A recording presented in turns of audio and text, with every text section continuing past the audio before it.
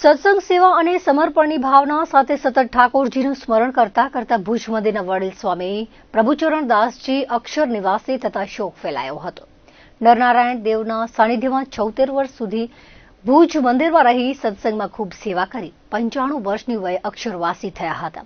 પાર્થિવ દેહને મંદિરના પટાંગણમાં દર્શનાર્થે રાખવામાં આવેલ તેમના દર્શને સમગ્ર 24 અને શહેરના સત્સંગીઓ મોટી સંખ્યામાં ઉપસ્થિત રહ્યા હતા. પ્રયાણ પાલખી યાત્રામાં સંતોના સમૂહ સાથે હજારોની સંખ્યામાં લોકો જોડાયા હતા. પાર્થિવ દેહને ભુજ મંદિર મહંત પુરાણી સ્વામી ધર્મનંદન દાસજી, ઉપમહંત સ્વામી ભગવત જીવન દાસજી આદિ સર્વે સંતો, ભુજ મંદિરના મુખ્ય કોઠારી મુરજીભાઈ સિયાણી, ઉપકોઠારી જાદવજીભાઈ ગોરાસિયા, ટ્રસ્ટીઓ સલાહકાર સમિતિના રામજીભાઈ વેકરિયા દુઃખની લાગણી વ્યક્ત કરી શ્રદ્ધાસુમન અર્પણ કર્યા હતા. તેમની ગુણાનુવાદ સભા રવિવારે ભુજ સ્વામિનારાયણ મંદિરના સભા મંડપમાં સવારે 8 વાગે રાખેલ છે.